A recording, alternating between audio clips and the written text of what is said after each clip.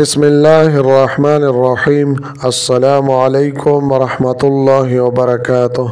عزتمند مسلمانانو ورونو او خويندو، امید لرم چې تاسو به روغ جوړ بئ او خوشحال بئ. زما د الله رب العزت نه دا دعا دا سوال دی چې تاسو چرته هم یئ، الله رب العزت مو همیشه د پاره روغ جوړ خوشحاله و بد ساته. آمین. عزتمندو، نن د یوې نوې او خاص وظیفې سره زه ستاسو مخکې حاضر یم. زما عزتمندو، دا صرف یوازې وظیفه نه ده بلکې یو خزانه ده. که چېرې تاسو د الله رب العزت نه خپل حاجتونه پوره کول غواړئ او مشکلات حل کول غواړئ، نو دا یوه عظیم الشان وظیفه ده. د الله رب العزت د یو صفتي نوم یو خاص وظیفه ده، یعنی الله الصمد، چې د دې معنا او مطلب دا دی چې الله رب العزت بے نیازه دی. نو د دې بے نیازه ذات د الله جل شانه د نوم وظیفه وکا او خپل حاجتونه پوره کا او خپل مشکلات حل کا. زما عزتمندو، د ویډیو شروع کېدو نه مخکې تاسو ټولو ناظرینو سامعینو په خدمت کې دا درخواست دی چې تاسو اسې هم ویډیو ګورئ. په اول ځل باندې مو زما د دې چینل وزټ کړی وي او دا چینل مو لا تر اوسه پورې سبسکرایب کړی نه وي، نو برای مهرباني دا چینل سبسکرایب کړئ. سبسکرایب سره خوا کې د ټلۍ والا نشان دی، دا تاسو کلیک کړئ او سلیکټ آل کړئ، د دې لپاره چې د هر راتلونکي ویډیو نوټیفیکیشن تاسو ته ملاویږي. ځکه چې زما عزتمندو، په دې چینل کې زه تاسو ته هر قسم مستند وظایف راوړم. هغه مستند وظایف چې ما له خپلو استادانو د هغې اجازت راکړی دی. د دې نه علاوه زما عزتمندو، که چېرې ستاسو تعویضونه پکار وي، ستاسو نقوش پکار وي او ما سره رابطه کول غواړئ، نو په سکرین باندې تاسو ته واتساپ نمبر ښکاریږي. په دې نمبر باندې تاسو زما اپریټر سره رابطه کولی شئ. د دې نه علاوه زما عزتمندو، زما د حوصله افزایي دپاره ویډیو ضرور لایک کړئ او لاندې کامنټ کې تاسو ماشاءالله، سبحان الله، جزاک الله یا د دې په شان نور ښکلي الفاظ تاسو منشن کوئ، ولیکئ، دې دپاره چې ما له حوصله افزایي ملاویږي او نور ډېر ښکلي وظایف زه تاسو ته په دې چینل کې راوړم. زما عزتمندو، که چېرې تاسو د الله رب العزت د دې خاص صفتي نوم الله الصمد وظیفه کول غواړئ، نو ویډیو اخره پورې وګورئ او سکپ کوئ یې مه. زما عزتمندو، دا الله الصمد هغه اسم اعظم دی چې په دې سره الله جل شانه د خلکو بند بیړې هواري کړي دي. الله رب العزت په دې سره د خلکو مشکلات حل کړي دي. الله رب العزت د دې په ذریعه سره د خلکو حاجتونه پوره کړي دي. زما عزتمندو، په دې وظیفه کې د الله جل شانه د دوو نومونو ذکر دی.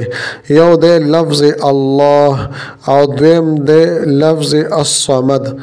نو زما عزتمندو، یو د الله جل شانه ذاتی نوم دی او دا بل د الله جل شانه صفتی نوم دی.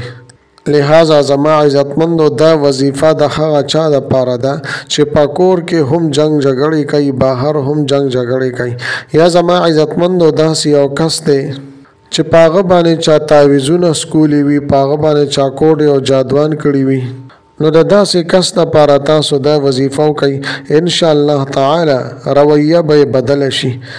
زما عزتمندو، که چېرې د ستاسو غټ نه غټ او سخت نه سخت مشکلات وي، یا د ستاسو په کورونو کې چا تعویضونه کېښودلي وي چې د هغې په وجه باندې د ستاسو په کور کې اختلاف وي، جنګ جګړې وي، فسادات وي او د ستاسو په کور باندې جادو کړی شوي وي، نو زما عزتمندو، د دې دپاره تاسو دا خاص وظیفه هم نن ازمو کوئ.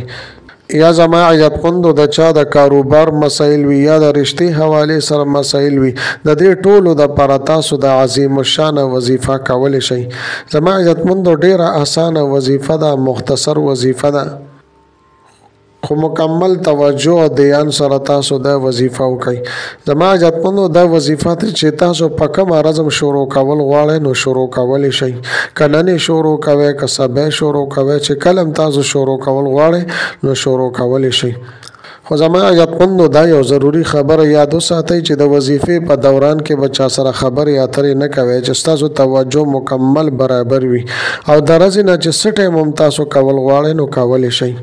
نو زما عزتمندو د ټولو نه پیله اول به تاسو درې پیرې درود شریف ووایئ او بیا به د الله جل شانه د نومونه الله الصمد الله الصمد دا به 2000 او 100 پیرې تاسو ولولئ یعنی 2100 مرتبه او بیا په آخره کې درې پیرې درود شریف ولولئ. نو زما عزتمندو کله چې تاسو دا وظیفه وکړه نو بیا به تاسو ته یو سوالګری راشي. که سوالګری راغو نو هغه ته به تاسو د صدقه فطر برابر یعنی نن سبا تقریبا 200 روپۍ جوړیږي هغه صدقه به تاسو دغه سائل او سوالګری ته به ورکئ.